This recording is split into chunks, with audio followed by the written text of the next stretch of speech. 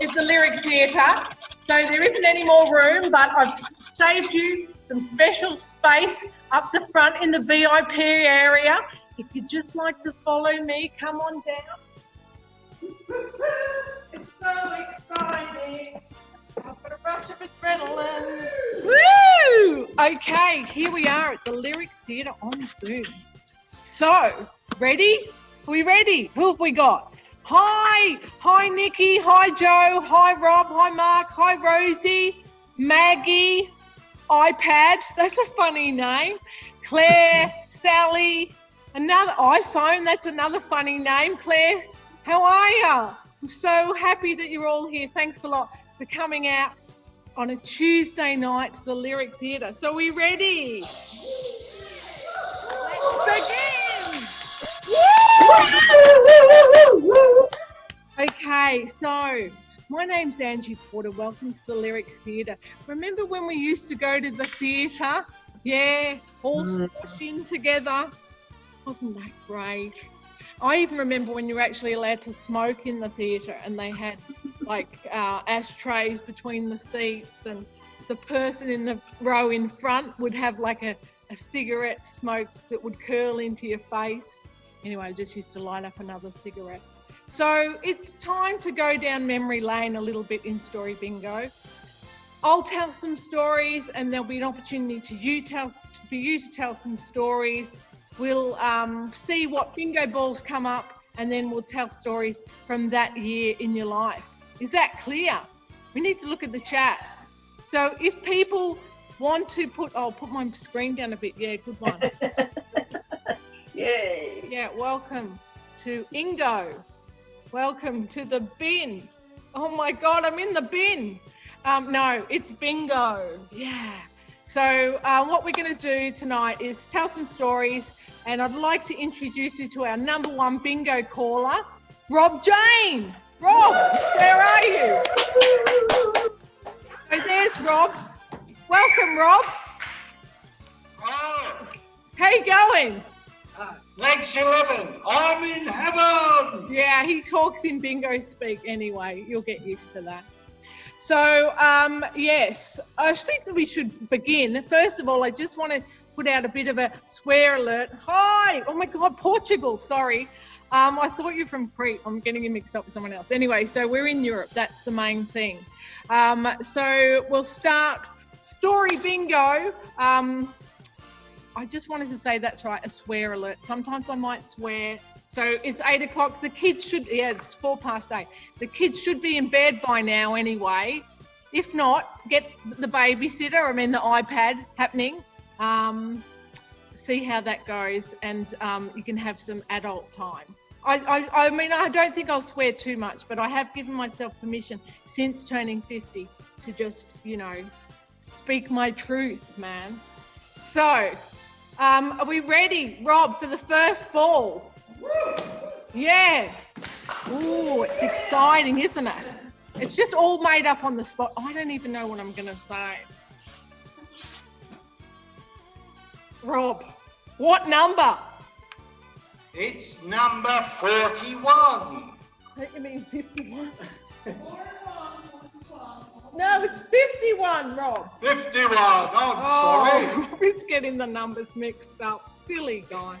I think we're going to start with 51 tonight as we rehearsed it. Oh my gosh, the people I have to work with. Can you believe it? Anyway, I was going to talk about 51 because I'm 51 now. You know, I don't look, that's the all the face creams, but I was going to talk about now in this like crazy fuckery time of COVID-19, and I've been in lockdown for a few months. How long have we been on lockdown for? 4 months. 4 months. Oh my God. So it's strange times, but I've got a bit more time on my hands now to do some things. I've been growing my own body hair, and what else? Oh, I've dyed my hair. Just found some old hair dye. I didn't even know what colour it was. I put it in my hair. So this is, I still don't know what colour it is. But anyway, I just thought I'd give it a go. A bit bored at home. And what else I've been doing? I did run out of shampoo at one point. So I used the dog shampoo in the bathroom, which actually made my hair really quite nice and shiny. I was quite pleased with it. That again, it got rid of the fleas. So that was good. Yeah. But I probably should wash my hair again once. I haven't washed it for a week now. It's terrible, isn't it? But actually, I think hair becomes self-cleaning after a week, doesn't it, Sally? Yeah, I think it does. And I've also been able to have more time to more deeply. I'm getting some sound feedback. We're okay now. Don't know why that happened. To think more deeply about things like... It was me. Oh, it's you.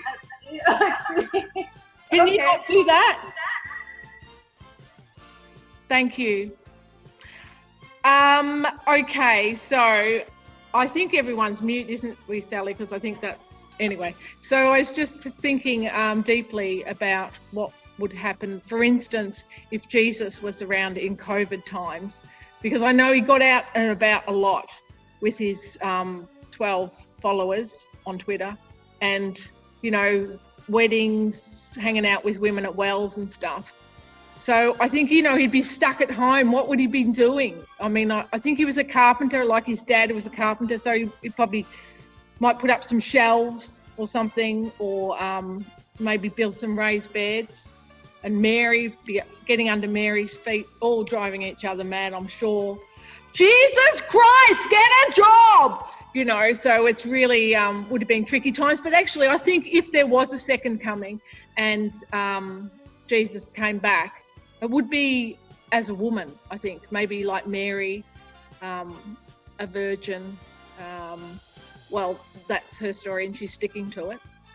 Maybe a single mum. Anyway, not a lot of time to save the world, maybe. But we'll see. We'll see. There's still time. What else? So I've been self-isolating for some of it as well. And I know that this isn't a funny thing to talk about. There's a lot of pain in the world at the moment. And but I'm hoping that tonight we could have a bit of light relief from that. What do you reckon? Absolutely. Yeah, so someone else has got to tell a story about when they were 51. That would be good. That's the whole point of the show.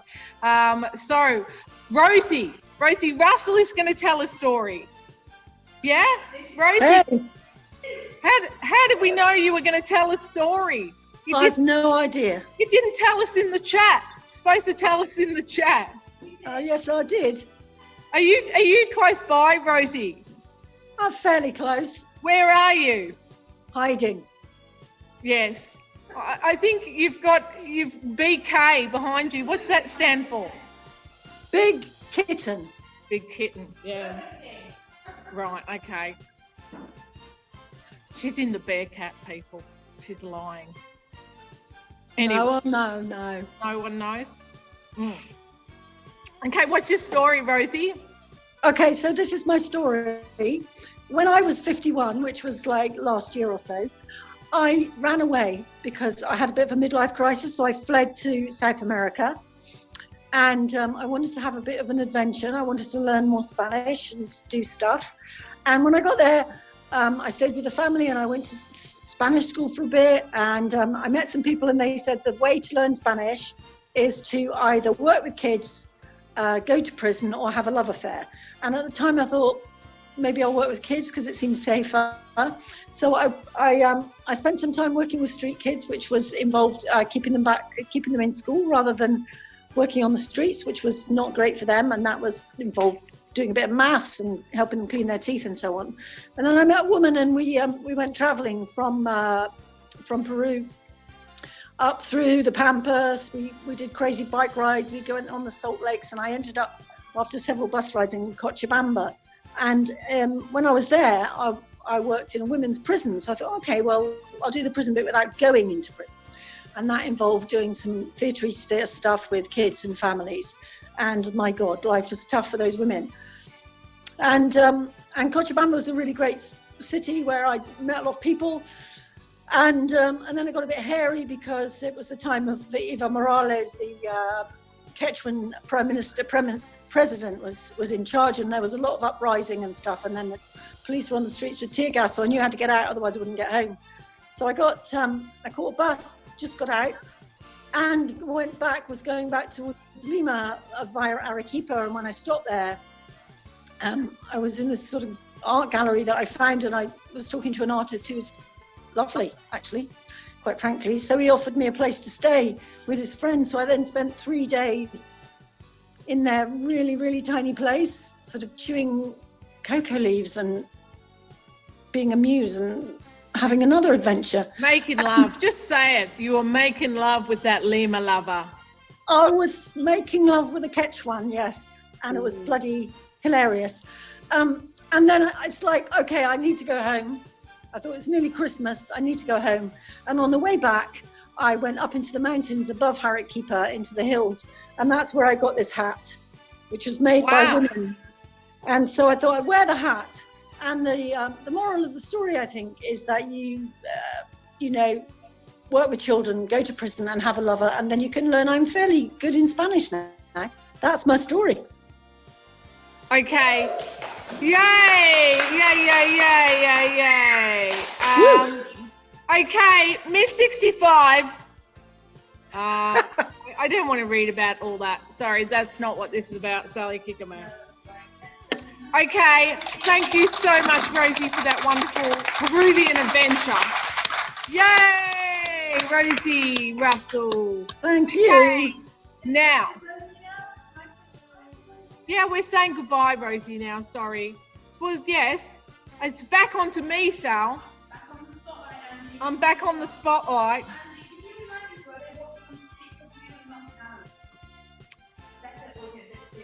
Oh, okay. It's a better audience experience if you watch it on speaker view, not gallery view, by the way. If that's, yeah. So, hang on. Yeah. Okay. Yes. So if you have got a story, peeps, you need to tell us in the chat. Just say or wave, put your hand up when the number comes out while I'm telling my bit of chit chat. So I think we're ready for the next ball. Thanks, Rob. That'd be great. So 51's under the table. That was the only one we sort of secretly prepared. So the next one, I really have no one set up to tell stories. So if you can, if somebody would like to tell a story about the next number, that would be 8. It's number 41 this time. 41, up your bum. Yeah, sorry, speaking of which, when I was 41, I was a human pin cushion. I was enrolling into IVF school, and it was quite an education. What can I say? So it's quite an expensive education, but I sold my house in Australia, so I had a few funds to pay for it. Yay! And we went to see this woman in Harley Street, and it was very, very posh. She had a big purple velvet sofa and wonderful surroundings. And we paid her a lot of money to give me the very sage advice that, Ange, if you want to have a baby, you need to have lots and lots of sex. Anyway, so I just thought I'd share that with you tonight in case there's anyone in that position. You can just save your money. And There you go. So, would anyone else like to tell a story about when they were 41? Have we got any takers? Come on, be brave. Just do it. It doesn't have to be like funny or interesting or anything. It's just like, you know, it's just sharing a piece of your story, really. So I'd like to know if there's anyone there. Someone, Claire Mack. Yay! So Claire Mack, can you do 41? Fantastic.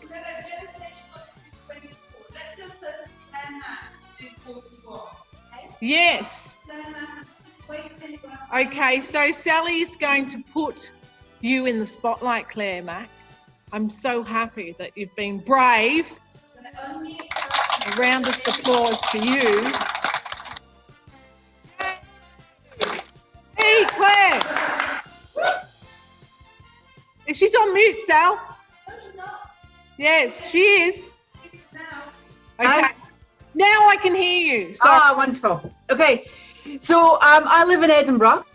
yay. And the highlight of my year is normally the Edinburgh Festival Fringe, which should start this weekend. But sadly, because of some nasty disease, it's not happening. So I have to recount a story from a few years ago when I was 41. Now, if you've never been to Edinburgh, during the Fringe, the population of Edinburgh doubles.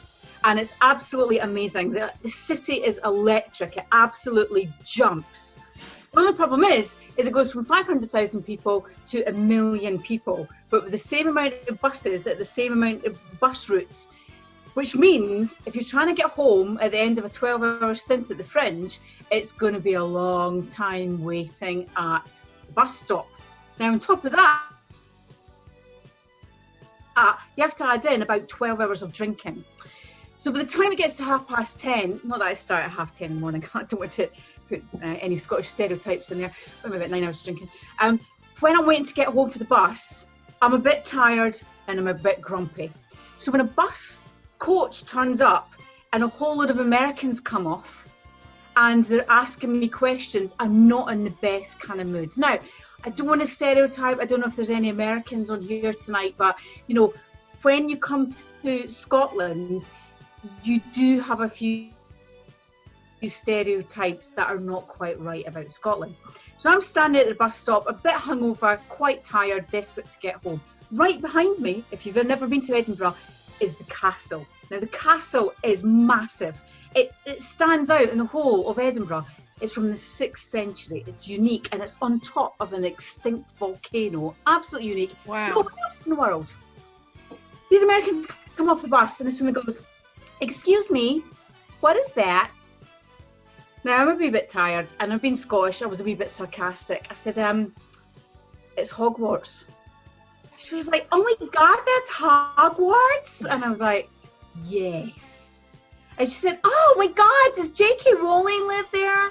And I thought, you are taking the Michael, seriously. Like, I was like, "She does, actually, yeah, J.K. Rowling does live there." And she said, "Can we visit her?" I said, "Normally you can visit J.K. Rowling at Hogwarts, but just now because it's the Fringe, all her celebrity friends from all around the world are here, so she's not taking visitors." So the American tourists were really upset about this. And they were like, "Oh my God, I totally love Harry Potter." And I said, "Well, have you been to the Harry Potter shop?" And they're like, "There's a Harry Potter shop." And I said, yeah. And she said, "What do they sell?"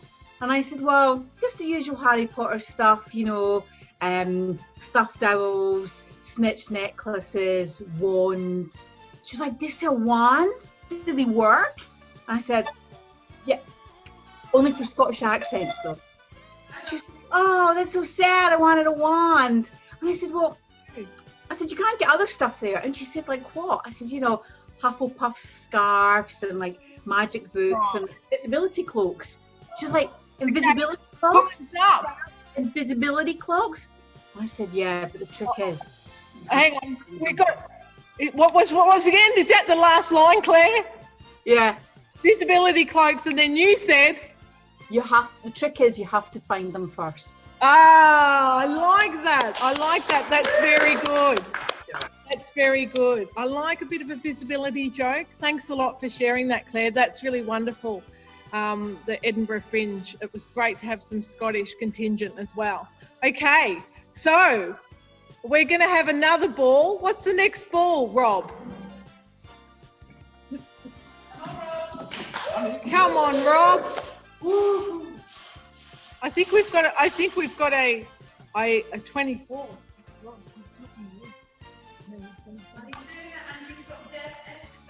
Number 24. Yay! Okay. Jo's got a story from when she was 24. So we could go straight into that, I think. Is that okay, Jo? You ready? I want to hear all about it. 24. Yay, Jo. Hello, can you hear me? Can you hear me? Yeah? Oh, I can't hear you. That's really weird. You can't hear me? I can hear you, but no one else, obviously. No, they don't. It's all about you now, Jo. We just want to hear your story. Oh, I'm glad it's not rigged in any way. So when I was 24, I was in London doing a master's in performance arts, and I'd made a life-size rag doll of myself, and I decided it was going to be called, I was Jo Cripps, so it was going to be Venus Cripps. And I had this idea that she was going to be like this secret sex goddess type version of me. And so I needed a job, and I thought I would be a table dancer. And so I rang up and I got an interview, and she said she'd have to see me in my underwear, and she'd like to see that my nails were good. And my nails were like they are now, which is like really horrible. Oh! So I had to get false nails and a new bra. And I went there, and she looked at me and she was like, if you could just take your clothes off and do a twirl, and I'll have a think.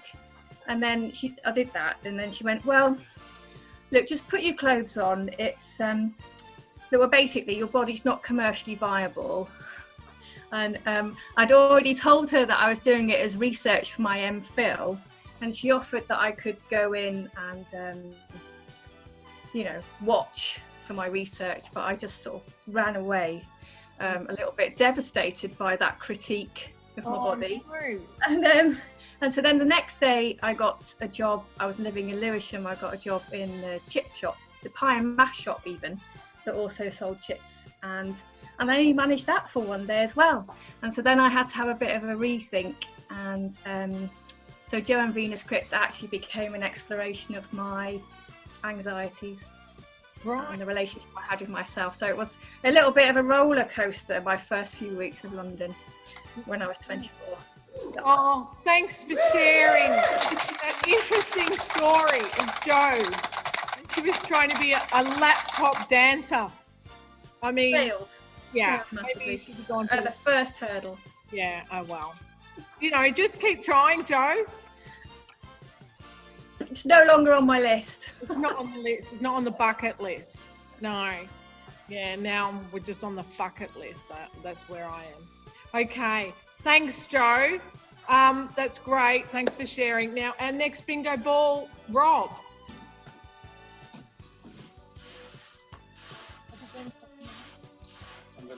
What have we got? Yeah.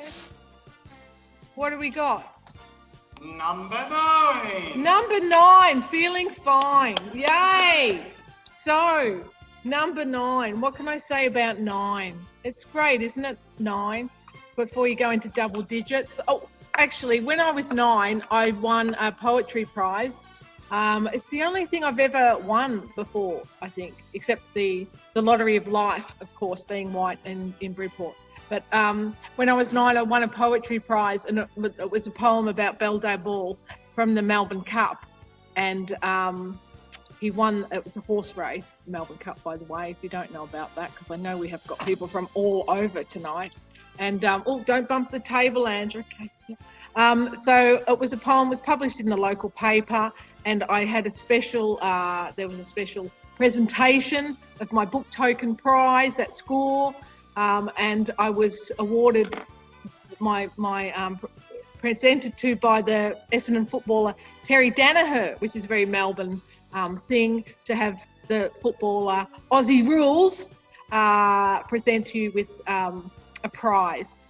And anyway, it was in front of the whole school. I was so embarrassed, but he gave me a big kiss. And it was a real thrill, actually. And I haven't written much poetry since. Fucked a few footballers. But anyway, that was the end of my poetry career. Perhaps. Anyway, it's never too late. As I say, Joe, we could still try with the whole thing. Anyway, so would anyone else like to tell a story about when they were 9?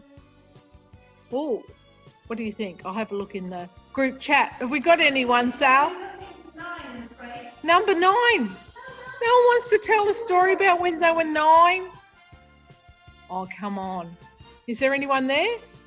Oh, my AFL connections, mate, I've got heaps. We won't go there. It's boring for everybody else that's not from Melbourne, isn't it? Yeah? Have we got a story from 9? Phillida, love to hear about it. Yeah. Fab. Thank you. Yes, please. Thanks. You don't have to go for full 3 minutes, Phillida. Hi. Can you hear me? Oh, I can't get the video to start. Hang on. Oh, well, you maybe have to do without the video. Can you hear me? Yeah, we can hear you all right, so that's good. Okay. So, when I was 9, I lived in Loughton in Essex, which is a very boring suburban town and now full of loads of chads. And sorry, probably that's not a very PC term. But my little story is we had quite a big garden and we had a shed in the garden with a run. And our dog had puppies. Our dog was called Star, and the puppies were always named after various things. So her first litter were all named after constellations. And her second litter, I can't even remember, but third litter were all named after Arthurian legend, because my father had been writing a not very good book about the true book of Arthurian legend. And I went out in my school uniform to feed the puppies. And I went out there with their lovely puppy dinner. And if anyone has ever had puppies, they smell so gorgeous, like digestive biscuits and milk. Wow. And I went to give them their food and they just jumped on me, all over me. And I was lying on the floor in my clean school uniform and these gorgeous smelling puppies going all over me. I didn't have a very nice childhood, but that was a fantastic memory of how lovely unconditional love can be, which is what I get from lots of my friends in Bridport. So thank you all very much. Oh, thanks, Phillida, for sharing that. What sort of puppies were they? What breed of puppy? Oh, they were sort of mongrels. We'd had Star, our first dog, we had before I was born. She was a retriever something mix. Yeah. And then she had like various quite exciting lovers. I think Star was quite good at having interesting lovers. So who this lover was that created the puppy, I don't know. Could have been anyone's. Exactly. And they were that we got one of them in we kept one of the puppies. Right. And she was really lovely because she was black and white and she had sort of sticky up hair on her nose and stuff, terrier. And she was called Integration, Tiggy for short, because it was a time of apartheid. And my mum was really keen that we understood about Springboks tour and all of that. So she was called Integration. That's a long word when you're at the park, though, to be calling. Yeah, well, we called her Tiggy for short. Has anyone seen Integration? Yeah, no, we called her Tiggy for short. Integration! Integration. Yeah. It's Integration. Yeah. Whenever everyone thought she was named after Mrs. Tiggy Winkle. So I've started something. I'll go. Bye. Phillida, I love a dog story because I'm mad keen on dogs. Anyone that knows me. Thank you so much. And yay! Next up, we've got Tracy Allen. Thanks, Phillida. Okay, so we need to change spotlights. Thank you, Phillida. I love a story about a dog. Crazy for dogs. I actually paint dogs, if anyone doesn't know. If anyone wants a painting of a dog, this is a good time. I'm giving myself a plug. Tracy, hi. Hello. So this is when I was in the brownies, so I might not have been 9. I might have been a little bit younger. Yeah. But when we left the brownies, me and Adele Rayner used to always go and play in the stream, like on the way back. Yeah. So we were going to play in the stream, and Adele Rayner said, "Right, I bet you 10p to take all your clothes off." And I can't remember what I had to do, but basically I had to take all my clothes off, which seemed perfectly reasonable at the time. I was going to get 10p, smashing. Anyway, so I did what I think I had to run somewhere, So I was running naked in my little shoes for my 10p. When I came back, Adele Rayner had stolen all my clothes and had run off. So then I had to hare down the lane in my brownie uniform after Adele Rayner to obviously get my uniform back. And when I got home, my parents were highly suspicious because when you're little, you're not very good at putting your clothes on the right way around, are you? So they detected, my misdemeanor, and got terribly told off for it basically because it was an unwise move. Yeah, but it was an unwise move to do that. Well, when you're little, it seemed like a good plan. Yeah, I didn't know that I was going to be led astray by my best friend. Yes, I didn't know if I would trust Adele ever again. No. What group were you in? Was she in the same group as you in Brownies, Tracy? I don't think she was in the same pack as me. I was What pack were you in? I was a Kingfisher. No, that's guys. I might have been a pixie. A pixie. Do you remember the song you used to sing? Being a pixie. Baby pixies. Yeah, because they all had their own songs, didn't they? We always had Tintukis. We're Tintukis. What we do is making people's dreams come true. Didn't you have like that song? A song like that? We didn't have any pixie songs. We had the Worms song. Oh, I thought, well, in Australia, probably maybe different brownie setup. Different brownie setup. We had Brown Owl. Yeah, we had Brown Owl. Yeah, no, she was the boss. Anyway, so thanks very much for your brownie story, Tracy. Woo! Okay. Someone else got a number 9 story. iPhone. Who's that? iPhone has got a number 9 story. Who is it? Oh, they're coming in all under... We don't know who they are. We don't know their name. Their name is iPhone. Oh, I know iPhone. I know you.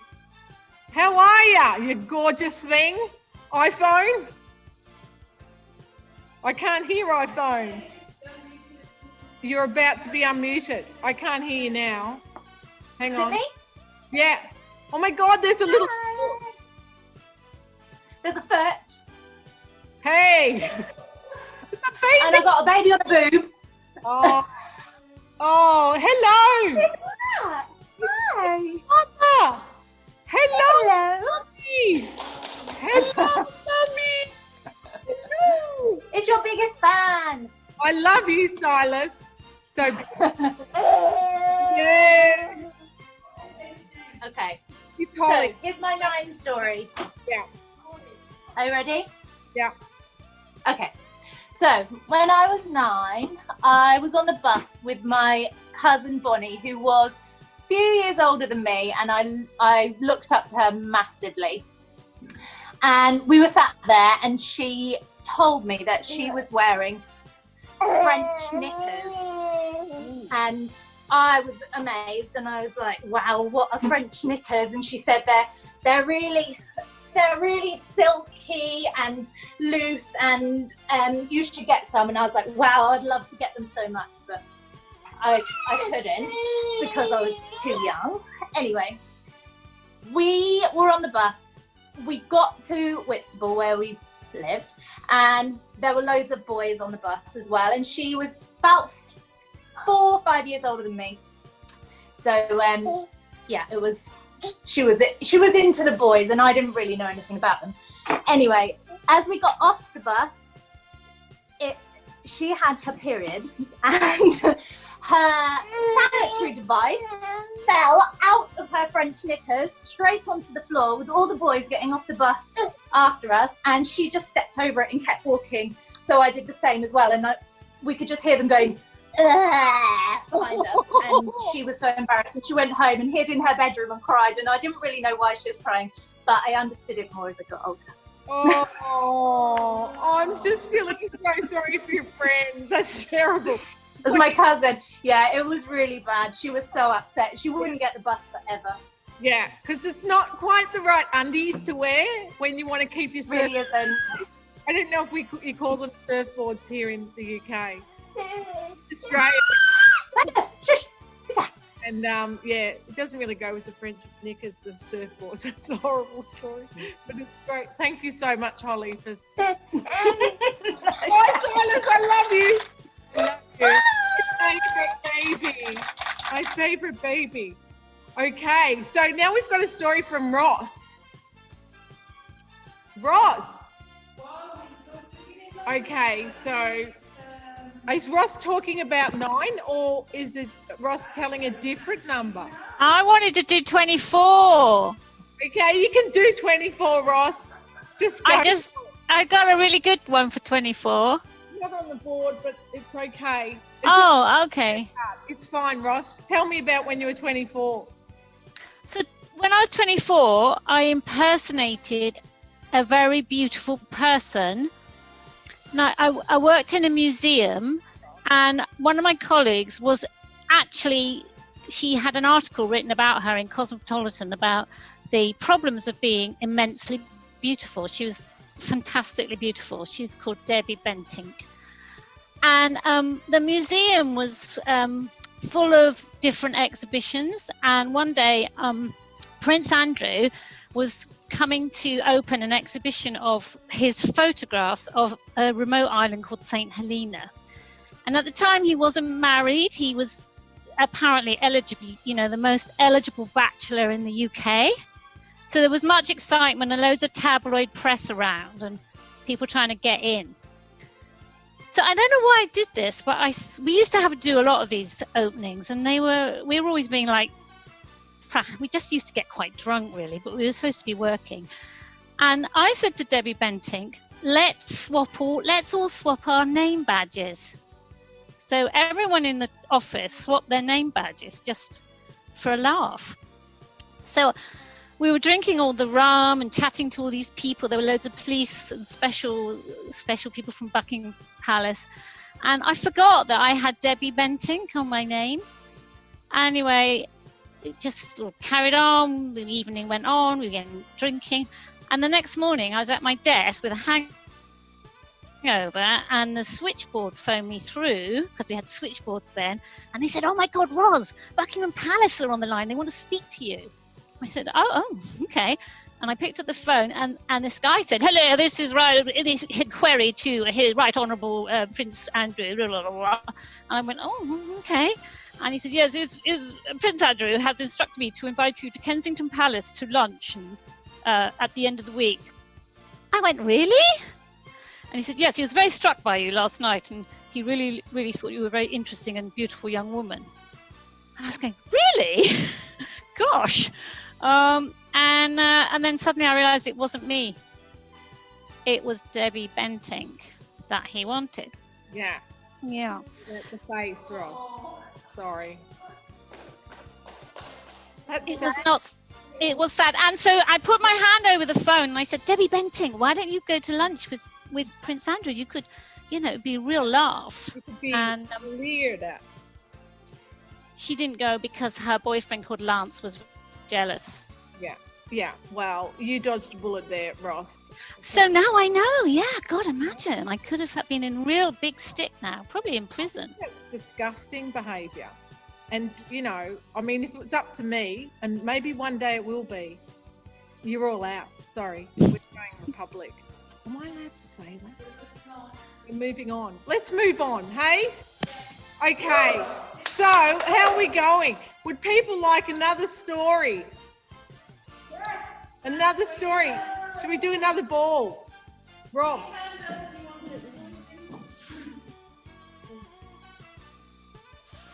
Wonder what ball we'll get. Hey, Holly. She's back. Why is Holly in the spotlight? 38. 38. Come on. 38. So 38, I worked in a museum as well, Ross, when I was 38 at the National Portrait Gallery. A lot of posh people used to come into there too. Can't remember any royals, but it was a super duper place for people watching. And who's got a story? Hey, Rob's got a story from when he was 38. Yay! Because I didn't really have anything to say about my time in the Portrait Gallery, except, I think, what can I say? The Portrait Gallery. It's just one of those jobs where I just got paid to look at the paintings really and make sure nobody took any pictures. So pretty much just the whole time would be like, please, no photos with your phone, no photos with your phone. But I did it really nicely with a smile, unlike some other people who would be like, they would make people delete the photo from their phone and stand over them and awful stuff. Anyway, so Rob, let's give a round of applause for Rob. Are you ready, Sally, for Rob? To get Rob in the spotlight. Tell a story. 38. Yeah. Good time. Okay. Hi, June. Hello, everyone. Yeah. Hi. June is my assistant for the text. So 38, 38 gets me nostalgic. When I think back to when I turned 38, back in those glory days of the early part of the year 2020. Does anyone remember 2020? What a year that was, eh? I mean, at the time, we thought, oh, this is not a good year. But now when we look back on 2020, those were the glory days compared to, all that stuff that came after. Anyway, I turned 38 in the January of 2020, at a time when nobody wants to go out or have a party or celebrate your birthday because they've spent all their money on Christmas. Yeah. So I thought, well, it doesn't matter. I'll celebrate it, during the spring, during the summer, because everybody will be going out then, won't they? But it didn't work out that way.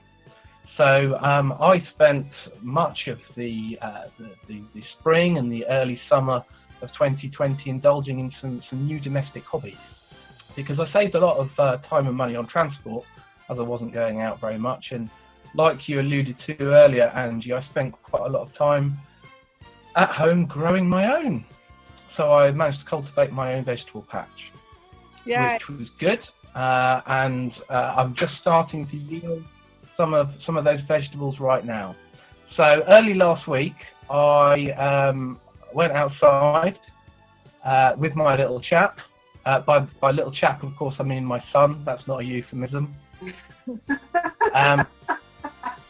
And we went outside and tried to sell some of the stuff from our garden. And the first person that came along was a neighbour of ours. The second person who came along was the celebrity TV star and DJ Nikki Chapman, no less, who was filming Escape to the Country at the time. She's also a Radio 2 presenter. So she wanted to buy some of my broad beans. So here's one of those broad beans. I've got one now.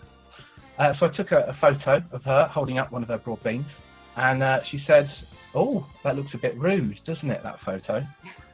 And that got me thinking, oh yes, I'm onto something here, because I'm currently retailing my broad beans at about 5p each, but that's not making as much.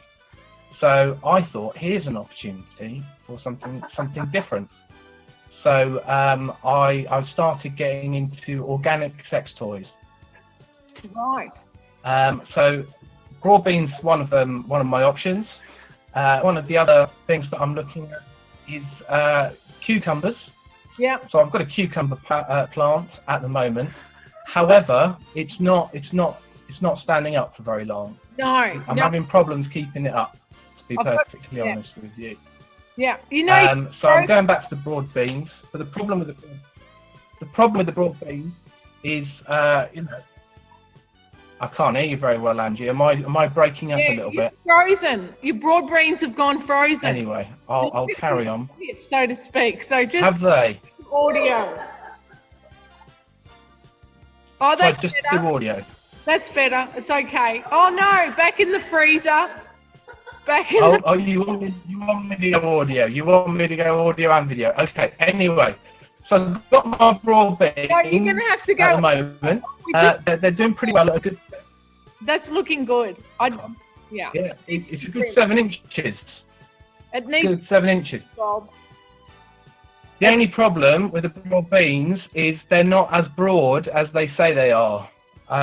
They've got good length, but not so much good girth at the moment. So I'm looking at alternatives. Okay. So if anybody can recommend any good alternatives, then I'm open to suggestions. Yeah. Okay. Or if you want to get along to Bridport and you need to buy some, then come and let me know. Thank you. Sorry, you've gone frozen. Yes. Okay. Thanks a lot for that great story. I feel very broad-minded, so to speak. Fantastic. But yes. Oh, you're looking okay now. But yes, it was a bit frozen in the spotlight. Rebecca Avery. Oh my God! All the way from Melbourne, Australia. What fucking time is it there? I thought it's like 5:30 in the morning. Where's Rebecca? Oh my God, I'm so excited. Ah! Hi, how are you? Oh, hang on, you're muted. Hang on, I can't hear. Wait. Can you hear me now? Yes. Here now. Hi. Good morning. Hello, everyone. So good to see you. Nice to see you too. I'm really enjoying Story Bingo. It brings back lots of memories of different ages. Good. And when I was 38, I had 2 little boys, and one of them was about to turn 4, and we were going to go to the Melbourne Aquarium for his birthday. And my 6-year-old at the time had taken the day off school, and I started having some labour pains because I was having a 3rd baby. So instead of going to the aquarium, we couldn't go very far. So we just went to this fantastic place near where we lived called Ceres, which is like a environmental park, and spent the morning there, and it was very lovely. Oh, I love it. And that evening, I was having my sister and her little children, they were very little at that time as well, around for a small birthday dinner for my 4-year-old. And I remember during the dinner, I was making this lasagna, and I was having contractions, and getting the birthday cake and having contractions, and then sent my little boys off to bed. And I was so lucky because I had my husband at home, and I had one of my aunts is a midwife, and another lady was a midwife who came, and we had planned to have this little baby at home. And I really was thinking before that night that it would be lovely if my baby wasn't born on the same day as her brother. But after about an hour or 2, actually not very long at all, after the house had gone quiet and everyone all the little ones were asleep, I had a little girl at home. And I just remember that evening. I mean, there were so many beautiful things about that evening, but it was so beautiful to wake up my little boys to introduce them to their little sister when she was only minutes old. It was very, very lovely. Oh, that's beautiful, Rebecca. I'm so sorry I missed it. That's great. Oh my God. Oh, you want to be on your 3rd baby when you're 38, don't you? You do. It was good. It was good. Well, all worked out beautiful. Yeah. What time is it there? It's 10:06 in the morning. Okay, it's dark. That's not too bad. Look, it's dark out there. Is there anyone else there from Australia, I wonder? Any Porters there? Come on, guys. I thought you guys were tough. Anyway, it's so good to see you, Rebecca. Oh, I miss you guys. I'm supposed to be there now, did you know? Fucking COVID. Anyway. Okay, another number then, Rob. Oh, that's made me a bit nostalgic now about Australia. Thank you, Rob. 77, 77. 77. 77. He's in heaven. Okay. Who's up for 77? Are the messages in the chat? Yes. If you want to do a 77 story, message us in the chat. Oh, I could tell a story of what's going to happen when I'm 77. So by the time I'm 77, they're going to have built this amazing harbour pool at West Bay. You know those ones that are built into the rocks like you have it around Sydney and stuff. And I'm going to be part of a group of people called Polar Bears. And every morning we're going to swim in the sea pool. And then we're going to go onto the pier. There's a little coffee shop there, have a cup of hot beverages. And that's going to be great. We're going to do that every morning. We're going to be like super fit. And it's an awesome way to swim in the pool. So we'll be getting the crowdfunder campaign happening in a few years' time. I think maybe we could start the crowdfunder campaign for the sea pool next week. Why not? Who'd like a sea pool? Yeah. Give me a hands up if you'd like a sea pool at West Bay. Yay! Sorry, not so relevant to people that aren't from Bridport, but yes, if you have any sea pools near you, that would be awesome. Okay, so who's talking 77? Is it just me talking about my sea pool? Okay, so we'll start a crowdfunder campaign, and that's going to be ace. Let's have another number. Shall we, Rob? Yes. And then 1 and 9. 19. So I could tell you a story about when I was 19, but this is going on a bit. I was going to tell you a story about when I met my my first love, really, when I was 19, and I fell in love with the back of his neck. Just standing behind him in a bar, just saw the back of his neck, and then that was it. It was love at first sight, or I don't know if you'd say first sight, but anyway, that's a story from when I was 19. Nobody else has got a story when they were 19? No. Okay. Someone would like to do 77. Okay. Jane Silver-Corrin. Yes, please. Okay, so Sally's going to set that up with Jane. And then, so we've got 77 and then 19. And then I think we'll have to wrap it up because I think we've been going on a bit. Jane. So good. Where are you? Hello. Hi. Hello. How are you? It was really, I was thinking about Tracy when she mentioned the worm song, but I can make it relevant to 77. So Tracy said that when she was in the Brownies, she sang this worm song, and then Rob showed his broad bean that looked a bit like a worm. Yeah. And I couldn't stop thinking about this worm song that we used to sing in the Brownies, which I would like to be brave enough to sing when I'm 77. I feel really scared actually, but I would like to share this worm song. Yeah. And if you know it, please join in at home. Nobody loves me, everybody hates me. I think I'm going to eat worms. Big, fat, juicy ones, long, thin, skinny ones. Skinny, skinny, skinny, skinny worms. Cut their heads off, suck their juice out, throw the skins away. Nobody knows how much I love them, eat them every day. The long, thin, skinny ones slide down your gullet, and the big, fat, furry ones stick. Yes, the big, fat, furry ones stick down your gullet, and your blood goes. And that's the end of it. Can I go now? Thank you. Thank you. Thank you, Jane. Yes. Pleasure. Can be dismissed now. Thank you for sharing that. That's wonderful. If anyone doesn't know Jane, fantastic Bridport character, got some awesome fruit and vegetable songs. So yeah, I'm looking forward to hearing those when you're 77, Jane, which is a long way away, isn't it? So anyway, so we drew number 19.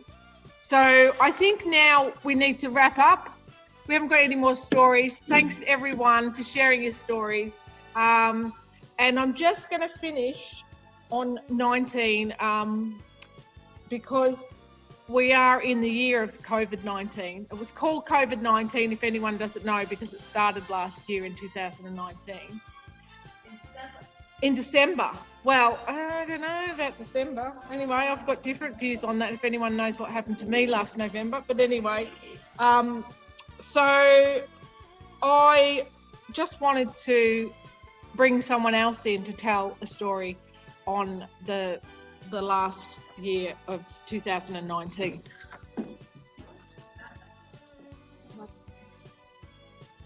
Is that good? Is it?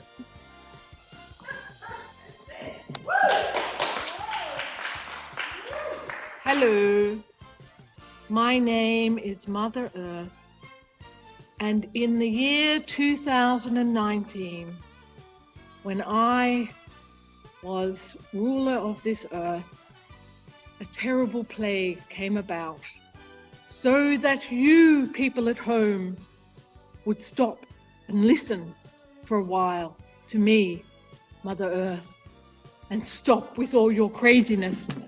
Maybe grow a broad bean or two. Yes, maybe just stay home and watch Harry Potter. Or think about going for a swim in the sea. Yes, I have brought this plague upon you until you do all these things, so that the birds and the trees can be revived.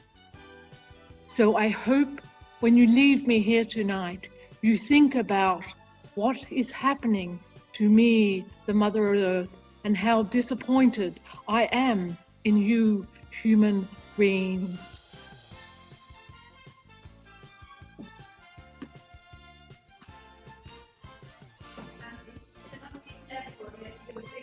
Okay, so just a word from Mother Earth. I just thought I'd spread the stage completely global and go Gaian on that. So now Sally's going to unmute you all, and I'd just like to say thank you so much for coming to the first story. Way! So thank you, everybody. Woo! Thanks, Ange. Thank you. Thank you, Angie. Thank you so much for coming. Thank you. Thank you. What's the next time? When's the next one? Thank you so much. Oh, should we have a next one? Yes. Yes. Call an email tomorrow asking you for feedback. That's okay. Yeah. And also this. Thanks, everyone. See you